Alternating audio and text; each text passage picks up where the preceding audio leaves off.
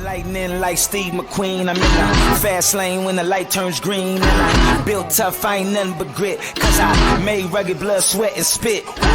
Yeah, like a horse I fly. Better push yourself in for a bumpy ride. I like to play hard, but I work harder. And I weather the storm cause I'm built stronger. This episode is brought to you by SPI Logistics, the premier freight agent logistics firm in North America. For over 40 years, SPI has been diligently building the most successful freight agent network to provide first-class relationships for our shippers, receivers, and carrier partners. We are more than another transportation network. We are a dedicated team of professionals united by one singular purpose, and that is to expedite our agents' success. All of our agents are set up for success on day one, as they are provided with a full suite of support staff that is ready to assist them with everything from after-hours emergencies to financial and administrative needs on a no-fee basis. This way, you can focus on continuing to grow your business. There is no financial risk to start, and you have the ability to earn up to 75% in commissions. If you are looking to take control of your financial future and build your business with the backing of one of the most successful logistics firms in North America, visit www.spi3pl.com to learn more. Do me a favor and let them know that the Freight Coach sent you. What is up, ladies and gentlemen? We are back. We are live. It is the Freight Coach Podcast, the top podcast in transportation, coming to you guys every single weekday, 8:30 a.m. Pacific, 10:30 Central, to break down some industry headlines. But most importantly, you guys provide some actual insight into what you can do with all of this information. If this is your first time tuning in, welcome. This is the real side of freight, ladies and gentlemen. And I say that before every single show. And what I mean by that is I only speak with transportation professionals, because at the end of the day, you guys, I want to talk to the right individuals who have done what you're looking to do or who are currently doing what you're trying to achieve. So you can take that information, apply it, utilize it, and see a meaningful difference in your business and your life. I have a very special guest for you guys here today, and I am very excited to talk about this topic because in a tech-enabled world that we live in, and all this push for automation and everything that's out there, and again, I'm a massive fan of a lot of this, but is it actually required in your business? What is necessary? What is not necessary? And when this guy put this post out last week, I instantly sent him a text like, bro, we got to come on and we got to talk about this because this is something that I am very passionate about. So without further ado, the strongest man in logistics, Mr. Robert Bain, is back on the show. What is going on, brother? How are you? Life's so good. Like we said in the green room, man, it's so good to be me. Dude, I mean, obviously we know each other outside of this, and Yeah. you know, it's true, man. You got a lot of great things going on in your life, and you know, becoming a grandfather is the coolest thing ever. Oh, And dude, I love nothing tops that. It's so freaking cool. I love it, man. So, dude, what's up this week, man? Dude, like I said, life's busy. It's crazy. Feeling the FOMO right now of missing out on freight waves. You know, seeing a lot of my friends down there and doing the networking. But you know, we've been busy, man. GLCS, we're crazy busy right now with our clients, with our partners. We've been really jumping off our partnership program. We're super excited to make a lot of announcements around that. Some of the ones we've been putting pen to paper on. So kind of rejiggered our business model, which has really been fun to adjust that. And just as the wave is coming, I believe, with 2025. So we'll get into that here in a second. But like I said, we've been crazy busy, and that's great. Life is busy. It's never dull in my house with, you know, the kids and the animals and the grandchild. And Violet is 10 months old next week. And I'm competing this weekend. So like it's meet week. So like all types of things going on. So Hell yeah, dude. I love it. What pivot did you guys make? I mean, if you can't announce anything, that's fine. But like, I know that, you know, with you guys doing a lot of, consulting work and, especially on the tech side of things and everything for fleets and brokers and all things of all sizes. I think it's something that's been coming for a little while. Like we've had some projects like in a silo for a lot of our clients with, we're going to help you pick out this software platform, or we're going to help you with this part of your operation. But really what we're seeing is a need for more of a retainer type of approach. And so we want to make sure we provide value with that. And, you know, where we do that is with our managed services and our outsourced IT, which is where we really excel, and our application managed services. So not to make this a whole GLCS commercial, but I think it's important because it plays into our topic that we're going to talk about. Yeah. So, IT groups over the past 3-4 years have just been decimated across transportation. As you look at when people start tightening the belt, what are the first few things to go? typically marketing, HR, and IT. What can we survive off of for X amount of time? And now you've got a lot of organizations that they're strong, they're good organizations, and they've got 3 or 4 IT people that are stretched crazy thin. So how do they, without necessarily having to go seek out more talent, because that's a challenge right now in the market, people that actually understand the freight side of freight tech, you can bring in experts like us, and we can be an outsourced piece for that, whether it's a certain number of hours or whether it's particular platforms that we're going to help you with, your TMS, your maintenance system, whatever software is it. So we do a lot of different things with like integrations, which again, we'll talk about here in a second. That's really where we excel, is assisting with that and being that outsourced group. But what that also allows us to do is really start to get into some of the nitty gritty of an organization's business and look for where a lot of the extra motion is that we can help reduce. And that's where the tech really comes in. So again, you can only do so much when you're there for a few weeks or a few hours, So being able to be involved with a business for, months and a few years at a time, at a 20-hour per month clip, but you're constantly in contact. And so the outlier situations that become an issue, you see them a lot more frequently, and you're able to really define this is the root cause because you've got XYZ process that leads to all these outliers. Does that make sense? Yeah, no, it makes perfect sense, man. And I think that this is what you're describing is a battle that a lot of people go through. And this is something that I'm very, very fortunate with SPI Logistics. And then the tech stack that they provide me as an agent for them is like, dude, it's like second to none out there. Right.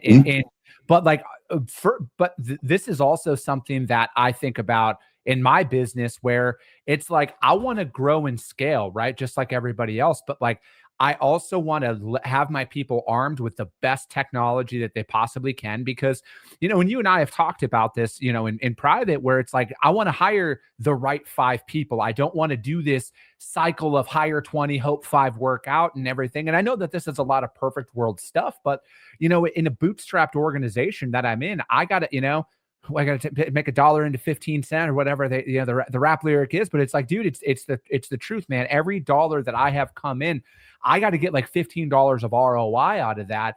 And when there's so much automation that's coming out, there's so much technology that's coming out.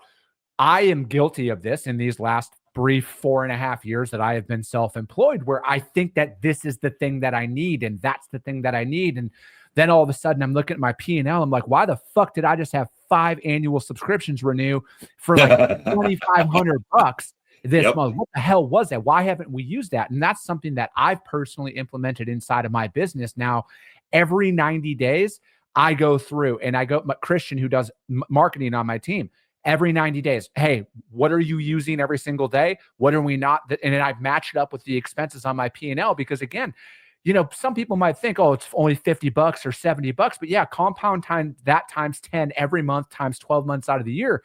That's $7,000-$8,000 that we're talking about. And that might seem like peanuts to some people, but I'm trying to fucking pin all of this together. So we put a bit of clarity on one more thing here, Robert. Here's one thing. This is the discipline that you need to create early on. So when I become bigger, when I'm doing 50 million a month, I'm going to be having this exact same approach where we are running it as a hyper-focused thing of, do we actually have what we need inside of our organization? So that's a perfect explanation on that. And what I always come back to when people say, well, that's not that much money. Okay. Like your example, over the course of a year, it's $8,000. If there's $8,000 on the ground in front of us, I'm going to fight you for it. Yes. Correct. And so that tells you, if that's a dollar amount that you would fight someone, if it's on the ground in front of you, you should fight for it in your own pocketbook. Yes.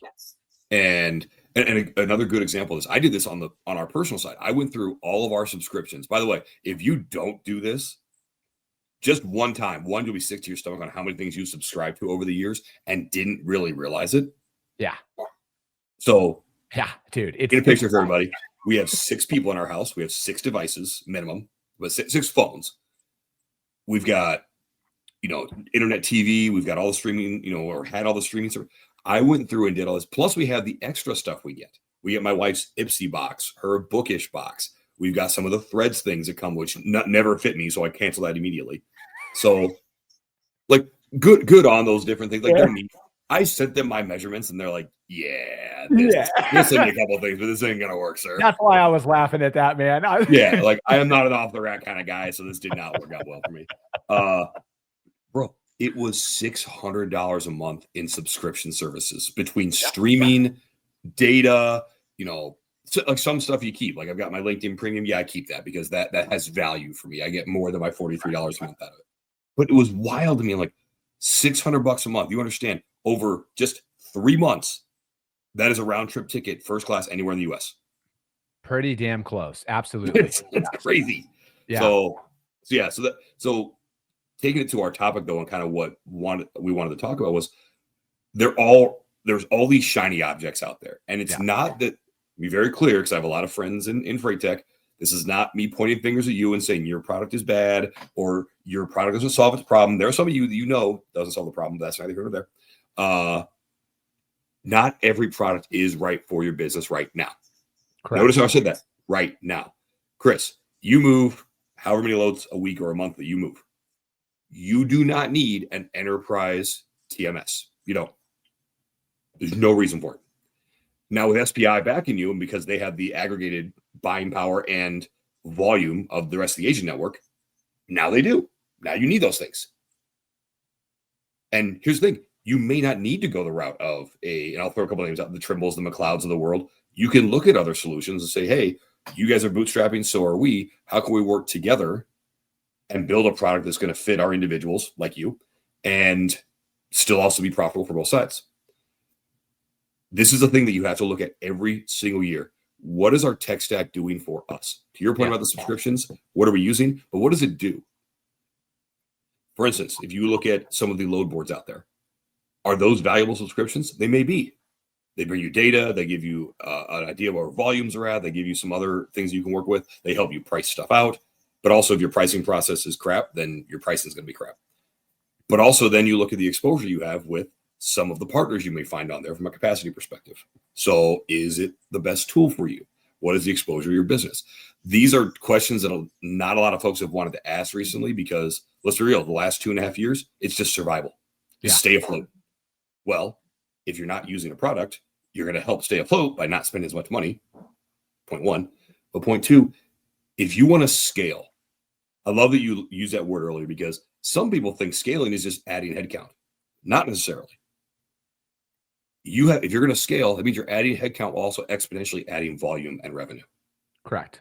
It's not a 1-to-1 ratio. It should be a 1-to-5 ratio or more, to give it some examples. But that also means your people that are currently in seats are going to have to redline a little bit before it's time to bring someone on. So be ready for that, seat level folks. But again, the technology is what allows you to do it without going crazy. I also look at it like this as well, is everybody thinks they're way more fucking busy than they actually are. Thank you. Like straight up, man. And hey, you guys, when I say everyone, I throw myself into that fucking category as well. There are times where I think I am so busy and then the wave dissipates and I'm like, damn, I got this. This is fine. And then I find that. And that's why it's like I always, when I go out there and, a lot of the content that I create is designed to help you kind of overcome a lot of those early anxieties that come along with it, right? That's why I'm not like, start making 75 cold calls every single day. No, fucking start with 5. All right. Start with 5. Do that for a long time to where it's disciplined routine, then increase, right? And then you ratchet that up because this is long, right? Like, and I think this is where social media comes in and just fucking ruins it for everybody is because everybody can scroll through LinkedIn right now and you see the same people posting and ironically, they're all worth $100 million, but they all post on social media 87 times a day. That's neither here nor there, but you see a lot of that and you think you're behind. You're not behind. And here's the thing. You need to create your own processes, right? Whether, and this is something that I'm going to probably start creating a little bit more content on because I know the agent thing is really making an appearance out there about how great it is. And it is great for the right people. And I'm going to kind of create that because, here's the thing. I have to create my own process, right? I have to create my own how I'm going out there. If my cold calling isn't working, guess what? I got to make those changes. Nobody's coming to do any of that stuff for me. So when it comes down to operating inside of my business, I need to go out there and I need to find, all right, is this working? It's not, boom. I got to change. I got to pivot. I got to move on. But here's the ultimate tech stack that most individuals need. Internet connection, all right? Cell phone, computer, Microsoft Office subscription. That's where the majority of people need to start. You can use an Excel spreadsheet to track everything. I use an Excel spreadsheet. Actually, we use Google Documents because my business partner and I share permissions. And using Google, the Google Suite is fantastic. Phenomenal. Absolutely phenomenal. A whopping $8 a month or whatever it is, and you don't even have to have the Gmail extension. You have your own extension. It's not hard. It's that, and then TMS. You need a TMS as a freight broker, but that's like the base of what you actually I'm going to challenge that. Up to a certain point, I don't believe you do. I believe that a spreadsheet is going to be sufficient. Okay. And realistically, to me, I look at, this is first Robert, second opinion, up to about 15 loads a day that you're shipping, you do not need a TMS. That's interesting. And here's why I say that. When you look at a day in the life of a freight broker, even a cradle to grave and an agent, like I believe you guys are cradle to grave in your model, correct? Yeah, we do everything. Right. And for the most part, you are probably using a similar subset of carriers, maybe not the exact same ones, but similar subset of carriers, and a lot 90% of our freight is booked by the same trucking companies. Okay, fantastic. So you know that you're going to be low touch. It's going to be, I get one phone call for 10 updates, not one update. And I'm focused on building the business. So as long as I am following my process, to your point of my process of I do my cold calls, I do my check calls, I get my updates, I provide my updates proactively, and all that stuff is kept track of in the spreadsheet, you can manually kind of bootstrap this stuff for a long time before you even need to look at a TMS. And the best part is when it's time to use that TMS, there are low and no cost options that realistically can take you to almost 50 or 60 loads a day. Yeah. And that's a real number when you think about it. That's 300 loads a week.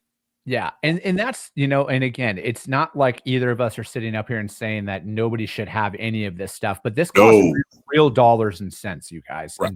And, again, back to this whole fallacy that business is free. And just because you started something, you're all of a sudden going to be entitled to $1 billion a year is just, I see this as an outsider on social media all the time. And I'm like, it's so much harder than you think, because like ultimately when you're out on your own, the work is the easy part. All right. Like the cold calling, the moving freight, that's the easy part, man. It's all the other bullshit you learn about on the noise.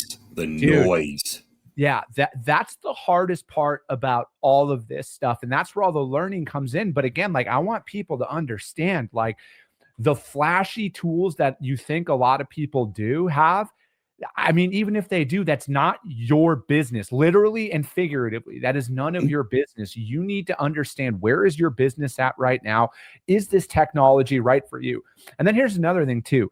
Is this technology platform that you're going to sign up for actually actively integrated with everything else that you possibly need? Because that's another iteration of this, right? Like, and then these integrations in progress and on the roadmap and everything else, like, does that serve you right now? And that's the way that you need to look at this, because like, if you're going to go out there and get a TMS, for example, like Thai TMS, they're integrated with literally everybody that you could possibly need to be integrated with, right? Load boards, everything else, green screens, Denim, all of those companies, they're already integrated with. So that's one of those things. If you're paying for those other services, again, once you build up that next iteration, you have that TMS, that is the only system you should be in all day long when you're operating, essentially, when it comes to the buying and selling of the freight that you have.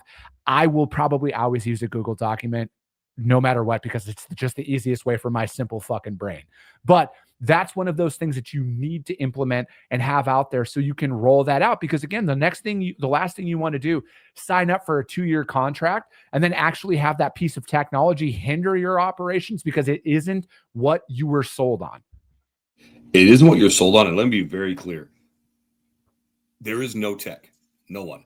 I will say this about any of your sponsors who, to be fair, I'm friends with almost all these folks. There is no piece of tech that is the silver bullet. None. And it is so crucial to understand that the silver bullet is the work. Correct. The silver bullet is your people. Honestly, that's why I wore the grout fit today, is because we are the silver bullet. Yeah. No, dude. And that's true though, right? And the training on this tech, that is what is missed by so many organizations is, all right, I signed up for X. YZ. I'm going to say X because it's a platform too. I signed up for XYZ, and now my people should be empowered. No, they have to learn. You need super users. You need troubleshooters. All that, and that stuff does take time. And so, you said it earlier, you have to look at the long game. You have to look at the long game. Correct. If you are looking at tech in the short game, you're going to lose. Period. Full stop. Yeah. No, I mean, it's true. And because it's not, and I've said this for the last 2 years, and I'm going to say this till I'm probably dead. Automation is great, but if you have shitty processes, you're just automating shitty processes at that point.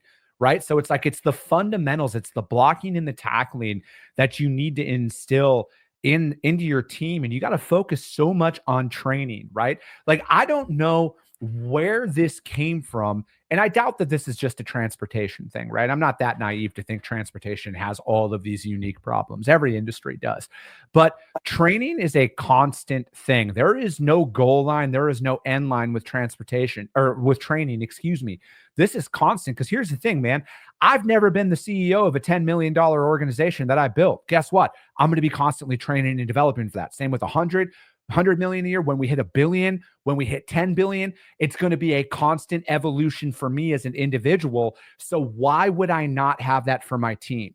Why would I not invest in my team's continual training and development to keep them up to speed? Because things are constantly evolving, right? Like, I know the Uber thing last week, makes its way out there. But here's the thing. It's only a matter of time before that idea hits and people can scale with it. It's only a matter of time, ladies and gentlemen. I hate to be the bearer of bad news. If you want to hear my opinion on it in depth, listen to Friday's show. But it is only a matter of time before what Uber and Convoy tried to do hits and people run with it and it grows and scales. All right. Nobody is safe from automation. Nobody is safe from any of that. But how do you compete with that? Right. Here's the thing. I'm technically competing with C.H. Robinson right now. All right. C.H. Robinson has a $15 billion fucking revenue, top line revenue number every single year. How do I compete with that? What is C.H. Robinson not doing that I can do? Right. And that's how you're handsome as fuck. And I've seen them. So that's one of the things you can do. Very much a leg up on a lot of individuals out there. But, again, what can I do? What are my resources at my disposal for a company my size? And that's going to be the human element no matter what. And I'm not saying C.H. Robinson doesn't do that, right? But what I am saying is that's a competitive advantage to automation that a small business can do. Because while everybody else is looking to automate everything, I'm looking to bring that fucking relationship in a little bit closer, right? What can you do? How can you compete with that? And I love that you said that, because the automation, what that does is that if you do it the right way, the way it augments relationships is all the things that your clients worry about, you automate the easy button for them. Yeah. The relationship part, you never stop working on ever. But if it comes down to pricing, updates, visibility, whatever those things may be, the more and more of that you can automate. And if you focus that on how do I make doing business with me easier for my clients, that's the technology solution that's really going to help you. That right there, Robert, is the ultimate thing. Because there's, I have to make it so easy for my customers to work with me, right? Same thing. Like I got hit up at 5 o'clock this morning, my time. No, this isn't a gotta grind 24/7 fucking yada, yada, yada. But my customer hit me up. Hey, we have an emergency order. We need a truck in here today. It's got to pick up. Between that initial email and our driver showing up was 3 hours. All right. 3 hours. Right. And again, consistency. That is the exact same level of service and communication that my customer has received from us for the last 2 years that we've been hauling freight for them. Right. So again, that's my competitive advantage. There was no automation there. There was no technology there outside of email. That was a trusted customer coming, hey man, this is what we got. What can you do for us? And it was me answering that response as soon as I hit my inbox and getting them an option. Because they know that, yes, like that part was not automated on any level at all. But what they know is that the experience that they get is going to be so consistent when they say, hey, Chris, we need to deliver. And you say, yes, I'm going to, that they can set it and forget it. They're going to check, you trust but verify. But if you can be the provider that truly becomes as close to set it and forget it, you win. Yeah. Because here's what's coming. You're going to see the spot market open up a little more. You're going to see some capacity go out. I hate to break it to folks. I've said this on every podcast I've been on for the last 3 months, and I'm going to keep saying it until it really comes like it's already starting, but as the Fed cuts rates, they're going to cut them again in March. They're probably going to cut them again in September. So as that is happening, now you're going to see financial institutions go, okay, we're not going to make as much on this. We have truck notes that are a year and sometimes 2 years not paid. Now they're coming to collect, and you're going to see a bloodbath. And right, wrong, or indifferent, that is what's coming. And so then what's going to happen is you'll see capacity wane. But if you continue to produce those similar results because you've got the right carriers, you treat them right, you've got the relationships with your customers. By the way, this all plays into what everybody, the broker carrier summit is trying to do, what freight movement is trying to do, what GLCS is trying to do, what good people in the industry are trying to do is weed out all these people that are susceptible to this crap and do business with the right folks. Yeah. Because listen, you're not paying your truck note. There's a lot of other stuff you're not doing too. Yeah.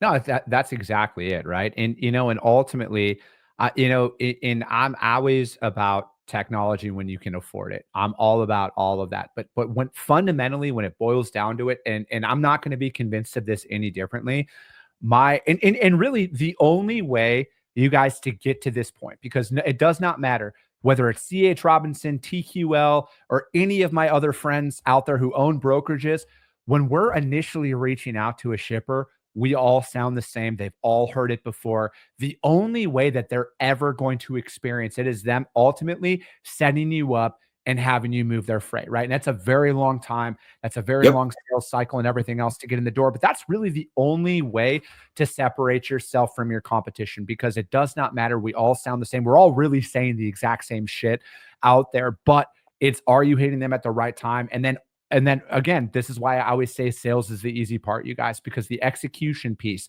anybody can make that happen one time, but can you do that year in and year out? That consistency, that consistent communication, whether it's your truck that's broken down or it's your delay or your fuck up, are you still delivering that exact same level of service, communication, and execution in every single scenario? And when you do that long enough, then you might get considered to be like, hey, these guys are probably our top provider at this point. Yeah. And so to kind of put a bow on this, and we're going to come up on time here in a second. So all this technology, what's it all mean, right? Chris, when you're out in the marketplace and you're talking to potential shipping partners, let's be real, they don't care about your tech stack. They don't. And a little caveat, I've never been asked about that in the hundreds and hundreds and hundreds of cold calls I've made. The only thing they ask about? In the last 6 months, sorry. The only thing they ask about is, do you have EDI? That's it. Do you have EDI? Can we send you over stuff that way? That's it. That's all they ask about. If they do. That's the only piece of tech they ever ask about, which, by the way, is antiquated and outdated and sucks. Is that what I said? But it's not going to go away, so it's a necessary evil. Yeah. But so when you're looking at your tech stack, you don't necessarily have to always have the next latest and greatest thing. Look at, what is this going to do to make my people more efficient, more powerful, and what does it do to create a consistent client experience? If your tech doesn't enhance the client experience, it's not fucking worth it. I would wholeheartedly agree with that, man, because ultimately that's who, us as the broker, we have to look at it like this. My drivers are my customer. All right. Contrary to popular social media belief, 100% they are. The carriers, they are my customer just as much as the person who's paying me to pick up their freight. They are just as much, they are of equal of importance out there to me. And I need to make sure their lives are easy. I need to make sure that, again, and I should fucking trademark this, but broker of choice. If anybody uses this outside of Chris Jolly, they got it off of my show, because I've been saying this for fucking years now. Carriers and customers are 1A and 1B of importance to you as a broker, and you need to be a broker of choice to both parties, because that time that Robert's talking about is coming up a lot sooner than a lot of people want, where carriers are going to look at you and be like, why would I take freight from you now? I don't need you anymore. Oh, wait, I remember all those times that you said this, and this. And guess what? That's going to happen. And also, guess what? Guess who's in your customer's ear? Me. Cold calling them right now, because every single one of your isn't the worst thing when he's in your ear, just so y'all know. every single one of your customers, as Kara Brown says, every single one of your customers is somebody else's prospect. All right. And you got to keep that out there, and you got to take this time right now before there's anything drastic. We got to take this time to fix it all and get your stuff running. But we are going to get a surprise. Please tell me this is Yeah, I know. Hey, you. Say hi. Say hi. Here. Yeah, get those biceps up like grandpa. Yeah. But dude, as always, man, I appreciate you joining me, bro. Dude, absolutely, man. It's so much fun. Always love seeing you. There's never enough time though. That sucks. I know, but I pay attention to the data, man. And that 30-minute mark is like, that's the mark for viewership and everything. But hey, how does anybody reach out to you, GLCS, to find out more about what you guys got going on? Absolutely. You can find me on LinkedIn, Robert Bain, Strongest Man in Logistics. You can reach me via email, rbain@glcs.net. You can also just go to our website, see the whole team there. Or if you want to follow the powerlifting stuff, at Bain316 on the internet webs. Hit them up, you guys. And then as always, if you guys can't find Robert, GLCS, or anything like that, hit me up. I will gladly put you guys in contact with them. But we're going to have guests on, I think, almost every day this week. I don't know. I have to look at my schedule. But we're going to have them back on. As always, if you guys got value, subscribe to the show, you guys. Share it out there to your network, because if you see value, your network's going to see value as well. I appreciate you guys. I love you guys. And we'll be talking to you soon.